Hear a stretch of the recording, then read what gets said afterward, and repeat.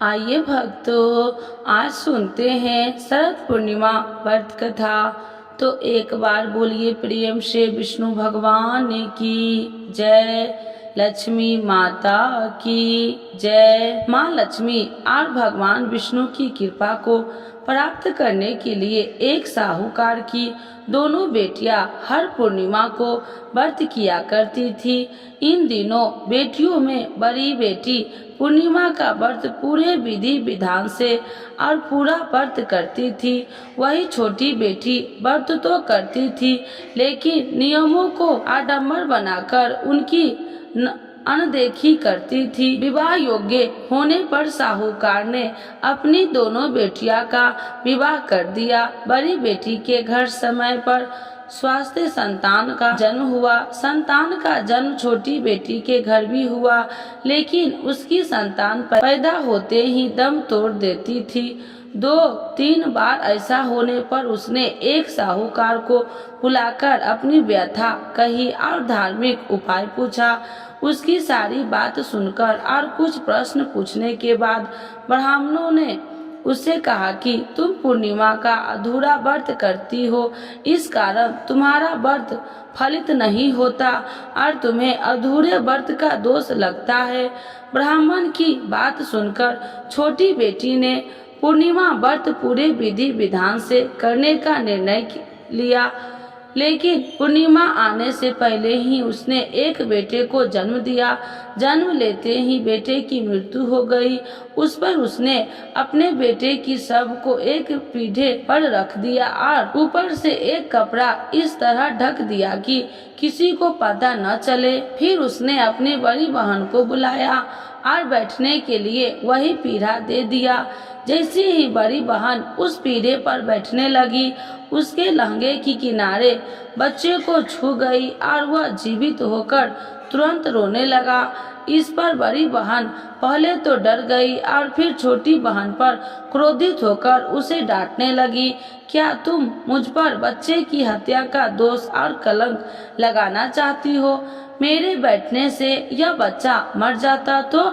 इस पर छोटी बहन ने उत्तर दिया, यह बच्चा मरा हुआ तो पहले से ही था दीदी, तुम्हारे तप और स्पर्श के कारण तो यह जीवित हो गया। पूर्णिमा के दिन जो तुम व्रत और तप करती हो, इसके कारण तुम दिव्य तेज से परिपूर्ण और पवित्र हो गई हो। अब मैं भी तुम्हारी ही तरह व्रत और पूजन करूंगी। इसके बाद उसने पूर्णिमा व्रत विधि पूर्वक किया और इस व्रत के महत्व और फल का पूरे नगर में प्रचार किया। जिस प्रकार माता लक्ष्मी और श्री हरि ने साहूकार की बड़ी बेटी की कामना पूर्ण कर सौभाग्य प्रदान किया, वैसे ही हम सब पर कृपा करे। तो एक बार बोलिए प्रेम से विष्णु भगवान की जय। लक्ष्मी माता की जय। आज सुनते हैं पूर्णिमा व्रत कथा। तो एक बार बोलिए प्रेम से विष्णु भगवान की जय। लक्ष्मी माता की जय। एकादशी की भांति ही पूरे वर्ष में 12 पूर्णिमा व्रत आते हैं। एक माह में एक बार पूर्णिमा और एक बार अमावस्या आती है। यह दोनों तिथि 15 दिनों के अंतराल के बीच आती है। पूर्णिमा व्रत का हिंदू धर्म में बेहद ही खास महत्व होता है। यदि आप कोई शुभ कार्य करने की सोच रहे हैं तो बिना किसी मुहूर्त के पूर्णिमा तिथि के दिन उस कार्य को कर सकते हैं। पूर्णिमा के दिन आसमान में पूरा चांद दिखाई देता है। तो आइए जानते हैं पूर्णिमा व्रत की कथा। द्वापर युग में यशोदा माँ ने श्री कृष्ण से कहा, हे कृष्ण, तुम सारे संसार के उत्पकर्ता, पालनहारी और संहार करता हो। आज मुझे कोई ऐसा व्रत बताओ जिसको करने से मृत्यु लोक में भी स्त्रियों को विधवा होने का भय न रहे तथा यह व्रत सभी मनुष्यों की मनोकामना पूर्ण करने वाला हो। श्री कृष्ण कहने लगे, हे माता, तुमने अति सुंदर प्रश्न किया है। मैं तुम्हें ऐसे एक व्रत के बारे में विस्तार से बताता हूँ। सौभाग्य की प्राप्ति के लिए स्त्रियों को 32 पूर्णिमा व्रत करना चाहिए। इस व्रत को करने से स्त्री को सौभाग्य की प्राप्ति होती है। यह व्रत अत्यंत सौभाग्य देने वाला और भगवान शिव के प्रति भक्ति को बढ़ाने वाला है। यशोदा जी कहने लगे कि हे कृष्ण, प्रथम इस व्रत को मृत्यु लोक में किसने किया था, इसके विषय में विस्तार से मुझसे बताओ। श्री कृष्ण कहने लगे कि इस भूमंडल पर अनेक प्रकार के रत्नों से परिपूर्ण कार्तिका नाम की एक नगरी थी। वहाँ चंद्रहास नामक राजा राज्य करता था। उसी नगर में धनेश्वर नाम का एक ब्राह्मण था और उसकी स्त्री अति सुशीला रूपवती थी। दोनों ही उस नगर में बड़े प्रेम से रहते थे। घर में धन्य धान्य आदि की कोई कमी नहीं थी, परंतु उनको बहुत बड़ा दुख था कि उनकी कोई संतान नहीं है। एक समय एक बड़ा योगी उस नगर में आया। वह योगी उस ब्राह्मण के घर को छोड़कर अन्य सभी घरों से भिक्षा लेकर भोजन किया करता था। रूपवती से कभी भिक्षा नहीं लेता था। एक दिन वह योगी रूपवती से भिक्षा न लेकर किसी अन्य घरों से भिक्षा लेकर गंगा किनारे जाकर भिक्षण को प्रेम पूर्वक ग्रहण करने लगा कि धनेश्वर ने योगी का यह सब कार्य देख लिया। अपनी भिक्षा के अनादर से दुखी होकर धनेश्वर योगी से बोला, हे महात्मा, आप सब घरों से भिक्षा लेते हैं, परंतु आप मेरे घर की भिक्षा कभी नहीं लेते, इसका क्या कारण है? योगी ने कहा, निसंतान के घरों की भिख पतितों के अत्र के तुल्य होता है, और जो पतितों का अत्र खाता है वह भी पतित हो जाता है। क्योंकि तुम निसंतान हो, इसीलिए पतित हो जाने का भय से मैं तुम्हारे घर की भिक्षा नहीं लेता। धनेश्वर योगी यह बात सुनकर बहुत दुखी हुआ और हाथ जोड़कर योगी के पैरों में गिर गया और कहने लगा, हे महाराज, यदि ऐसा है तो आप पुत्र प्राप्ति का उपाय बतलाइए। आप सर्वज्ञानी है, मुझ पर कृपा कीजिए। हे भगवान, मेरे घर में धन की कोई कमी नहीं है, परंतु मैं पुत्र न होने का कारण अत्यंत दुखी हो। आप मेरे इस दुख का हरण करें, सामर्थ्यवान है। यह सुनकर योगी कहने लगे, हे ब्राह्मण, तुम चंडी की आराधना करो। घर आकर उसने अपनी पत्नी से सब बात कह और स्वयं तप करने के लिए वन में चला गया। वन में जाकर उसने चंडी की उपासना की और उपवास किए। चंडी ने 16वें दिन उसको स्वप्न में दर्शन दिया और कहा, हे धनेश्वर, जा तेरे घर पुत्र होगा, परंतु वह 16 वर्ष की आयु में ही मृत्यु को प्राप्त हो जाएगा। यदि तुम दोनों पति पत्नी 32 पूर्णमासियों का व्रत विधि पूर्वक करेगो तो यह दीर्घायु हो जाएगा। जितनी तुम्हारी सामर्थ्य हो आटे के दिए बनाकर शिव जी भगवान का पूजन करना, परंतु पूर्णमासी के व्रत 32 होने चाहिए। प्रातः काल होने पर इस स्थान के समीप तुम्हें आम का वृक्ष दिखाई देगा। उस पर चढ़कर तुम एक फल तोड़कर शीघ्र ही अपने घर चले जाना और अपनी पत्नी से सब बात कहना। ऋतु स्नान के पश्चात वह स्वच्छ होकर श्री शंकर भगवान का ध्यान करके उस फल को खा लेगी। शंकर भगवान की कृपा से उसको गर्भ हो जाएगा। जब वह ब्राह्मण प्रातः काल उठा तो उसने एक स्थान के पास ही आम का वृक्ष देखा, जिस पर एक अत्यंत सुंदर आम का फल लगा हुआ था। उस ब्राह्मण ने उस आम के वृक्ष पर चढ़कर फल को तोड़ने की प्रयत्न किया, परंतु वृक्ष पर कई बार प्रयत्न करने पर भी वह चढ़ नहीं पाया। तब उस ब्राह्मण को बहुत चिंता हुई। तब विघ्न विनाशक श्री गणेश भगवान की वंदना करने लगा। हे दया निधान, अपने भक्तों के विघ्नों का नाश करने के, उनके मंगल कार्यों को करने वाले, दुष्टों का नाश करने वाले, रिद्धि सिद्धि प्रदान करने वाले, आप मुझ पर कृपा करके इतना बल दे कि मैं अपने मनोरथ को पूरा कर सकूं। इस प्रकार श्री गणेश जी की प्रार्थना करने पर उनकी कृपा से धनेश्वर वृक्ष पर चढ़ गया और उसने सुंदर आम आम के फलों को तोड़ लिया। और धनेश्वर ने सोचा जो वरदान से फल मिला है वह यही है और कोई फल तो दिखाई नहीं दे रहा। उस धनेश्वर ब्राह्मण ने जल्दी से घर जाकर अपनी पत्नी को वह फल दे दिया और उसकी पत्नी ने अपने पति के कहे अनुसार उस फल को खा लिया और वह गर्भवती हो गई। देवी जी की असीम कृपा से उससे एक अत्यंत सुंदर पुत्र पैदा हुआ, जिसका नाम उन्होंने देवी दास रखा। माता पिता के हर्ष और शोक के साथ वह बालक शुक्ल पक्ष की चंद्रमा के भांति वह बालक अपने पिता के घर में बड़ा होने लगा। भवानी की कृपा से वह बालक बहुत ही सुंदर, सुशील, विद्या पढ़ने में बहुत ही निपुण हो गया। दुर्गा जी की आज्ञा अनुसार उसकी माता 32 पूर्णमासी का व्रत रखना आरंभ कर दिया, जिससे उसका पुत्र बड़ी आयु वाला हो जाए।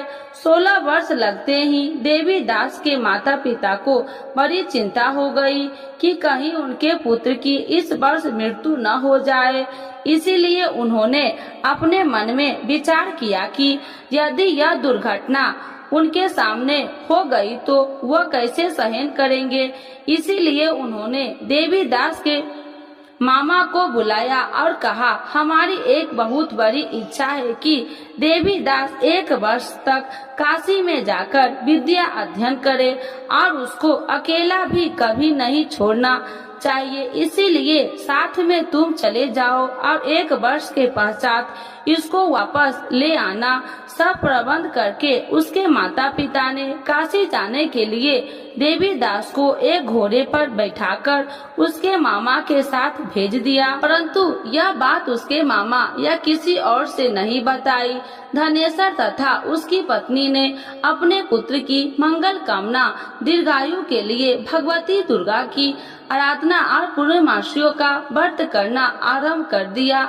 इस प्रकार बराबर 32 पूर्णमासी के व्रत को उन्होंने पूरा किया। कुछ समय पश्चात एक दिन वह मामा और भांजा मार्ग में रात में बिताने के लिए किसी गांव में ठहरे हुए थे।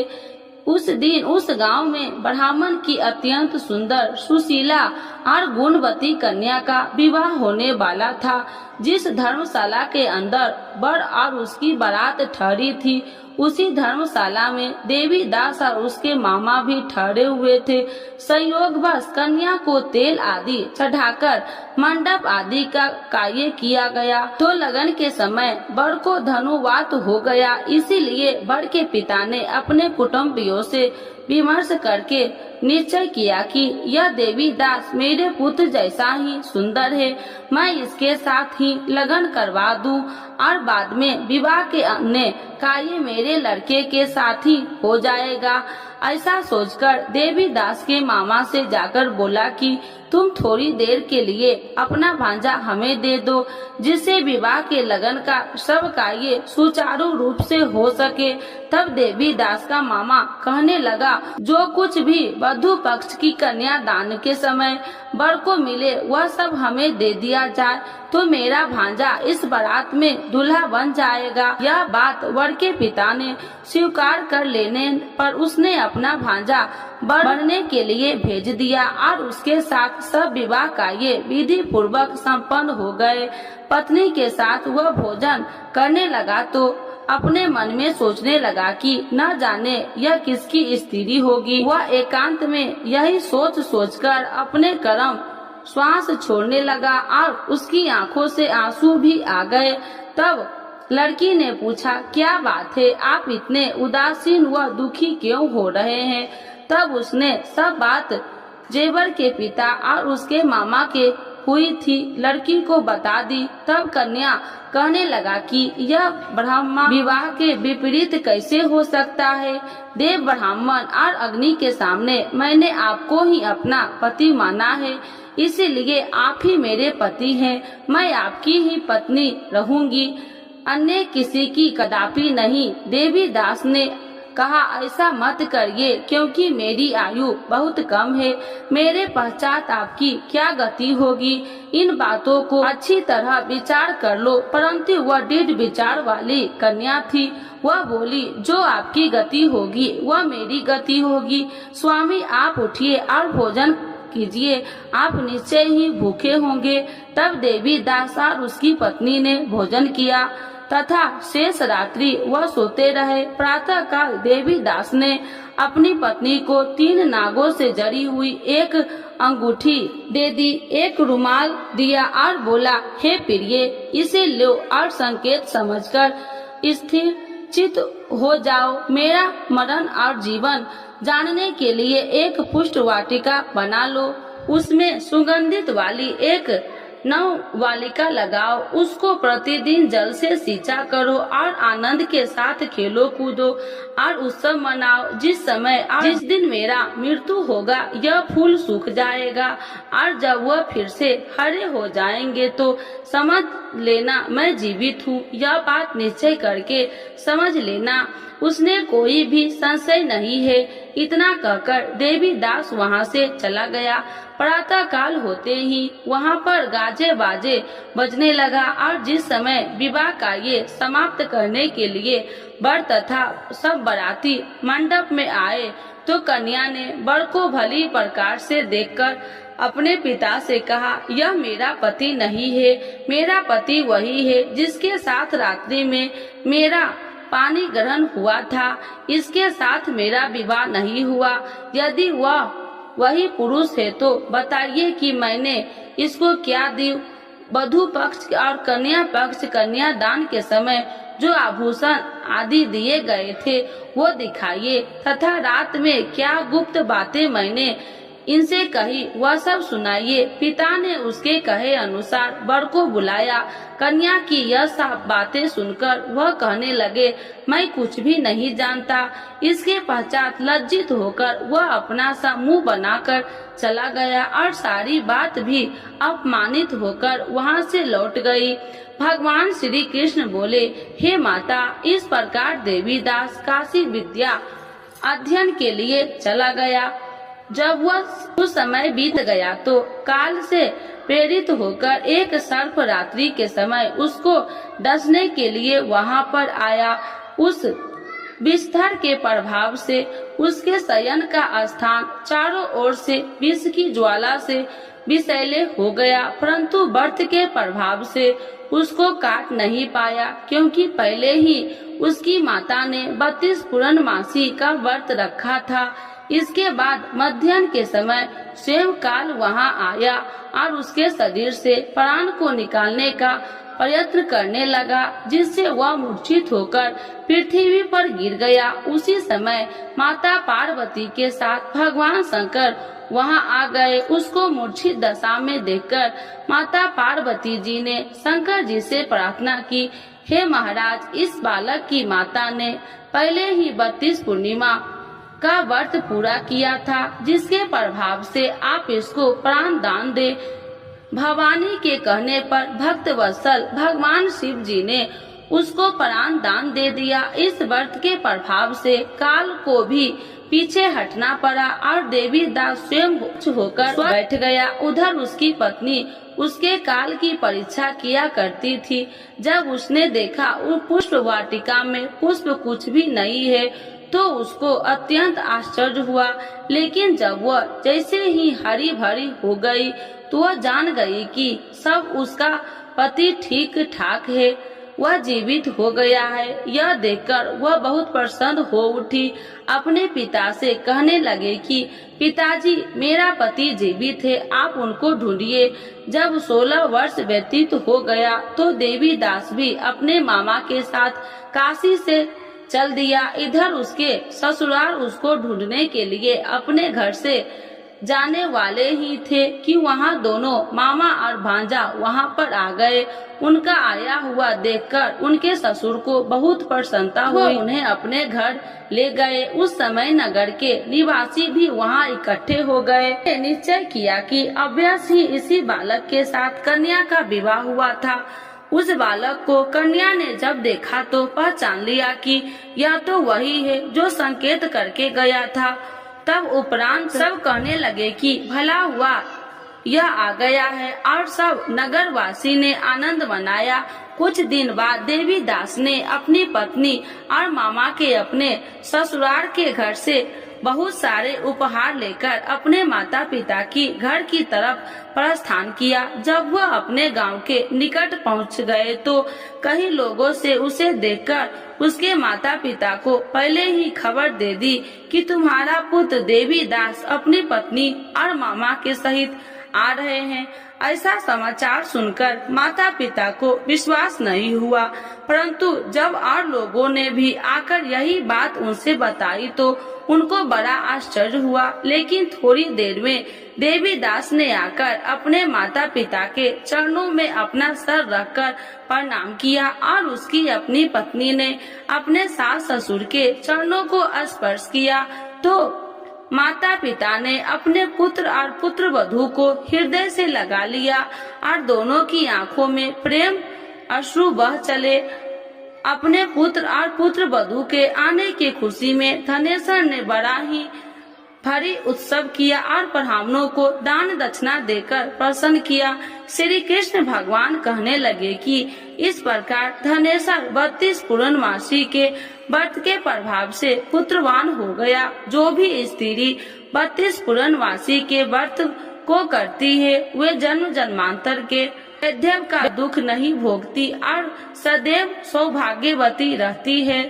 तो एक बार बोलिए प्रेम से विष्णु भगवान की जय, लक्ष्मी माता की जय। पूर्णिमा व्रत के लाभ। किसी भी उपासक द्वारा पूर्णिमा व्रत करने से भगवान श्री विष्णु प्रसन्न होते हैं।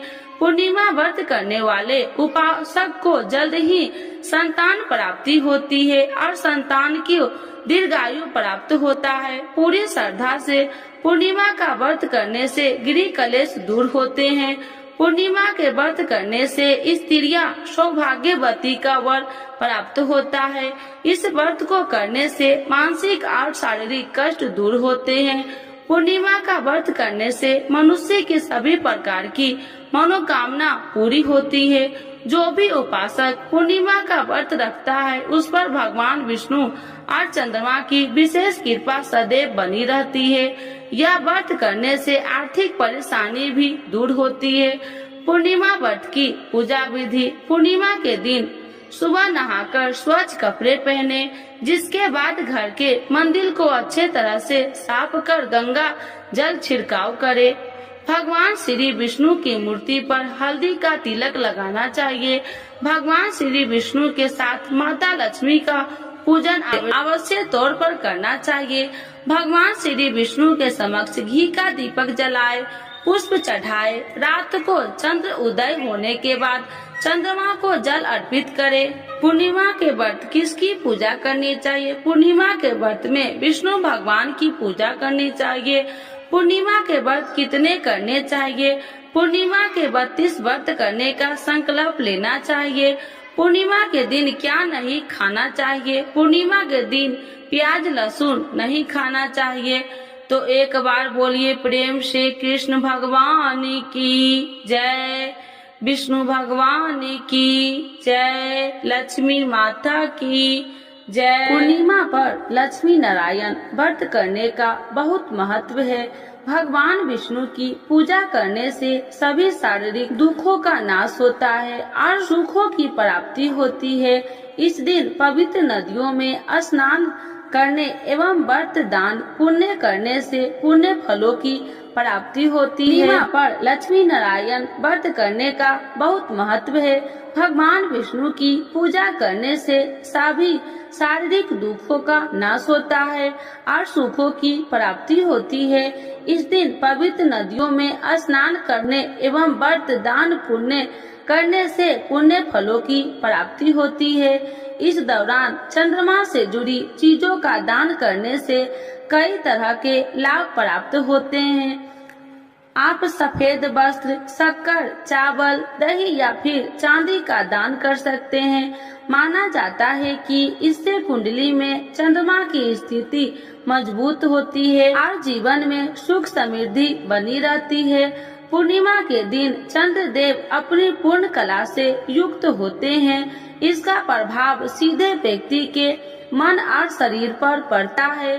इस दिन चंद्र पूजन से व्यक्ति की मानसिक और आर्थिक स्थिति ठीक होती है, क्योंकि ज्योतिष में चंद्रमा को द्रव्य और मन का कारक कहा गया है। पूर्णिमा व्रत की पूजा विधि: इस दिन सूर्योदय से पूर्व स्नान कर उगते हुए सूर्य को जल दे और इसके बाद भगवान लक्ष्मी नारायण के सामने हाथ में अक्षत, जल, पूजा की सुपारी और जल लेकर व्रत का संकल्प ले। पूजा के लिए पूर्व की ओर मुख कर बैठे जाए और एक चौकी पर लाल और पीला वस्त्र बिछा ले कर लक्ष्मी नारायण को आसन दे। पीला कपड़ा दाहिना और बिछाकर विष्णु जी को स्थापित करे और लाल कपड़ा बाएं ओर बिछाकर देवी लक्ष्मी को विराजित करे।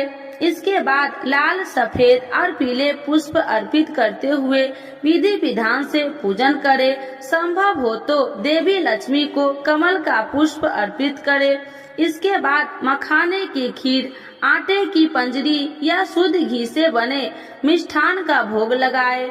आरती के बाद लक्ष्मी नारायण व्रत की कथा श्रवण या वाचन करे। पूर्णिमा तिथि पर व्रत रखकर विधिवत विष्णु जी का पूजन करने और चंद्रमा को अर्घ देने से आपके घर में सुख समृद्धि बनी रहेगी। यह तिथि माता लक्ष्मी को भी अत्यंत प्रिय है, इसीलिए इस दिन श्री हरि के साथ माता लक्ष्मी पूजन करने से दरिद्रता का नाश होता है। धार्मिक मान्यता है कि व्रत के प्रभाव से मनुष्य की समस्त मनोकामनाओं की पूर्ति होती है।